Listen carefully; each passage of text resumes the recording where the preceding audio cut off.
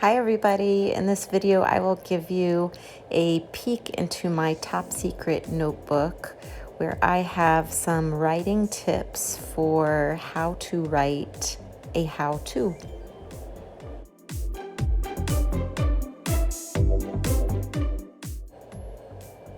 This is a reminder of the different parts of a how-to. Every how-to has a title. That's where you tell your reader what you will teach. An introduction is nice to include. You can talk to your reader and tell them why it is important or fun to learn what you're about to teach. A materials list is really important. It tells your reader what things they need to gather in order to do your procedure or your steps. Next, include a step-by-step list of what your reader needs to do in order to learn how to do what you're teaching. And finally, a conclusion or a wrap-up. You can include any tips or final words for your reader.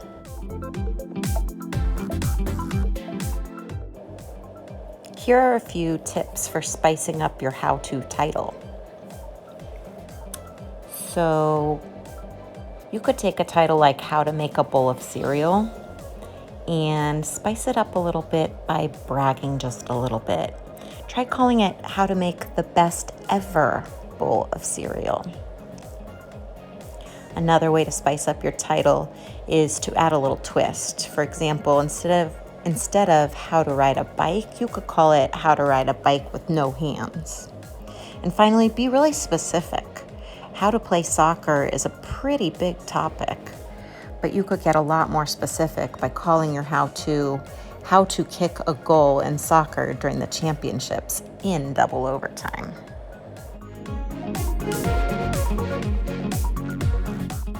Next, we'll take a closer look at the materials list. This can also be known as the ingredients list if you're writing a recipe, tools, if you're building something, things you need, stuff you need to get. This is where you tell your reader everything they need to have in order to do what you're teaching. My number one tip is be specific. Let your reader know just how many they need, how they should get them ready, what size, what kind.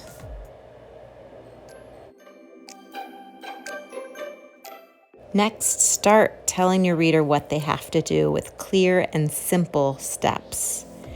I recommend you use numbers and keep your steps in order. Use action words like mix, cut, glue, bend, fold, stir, jump, or any action words that are required for what you are teaching. Also, detailed pictures with arrows help make it easy for your reader to follow your directions. Some people just end their how-to with the final step, but you might want to really tie a bow around it and wrap up your how-to in a strong way. So here are a few tips for how to do that. You can show your reader the final product. What should it look like when you're done? Or you can let your reader know how they know if they were successful learning what you had to teach them. You can give any tips or final suggestions. You might use the sentence starters, remember, or don't forget.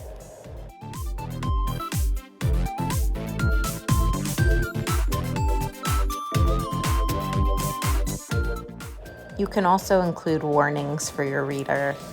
Let them know, be careful when, or watch out for. You could wrap up your how-to with some extensions and let them know, well, what are next steps now that they know what you've just taught them?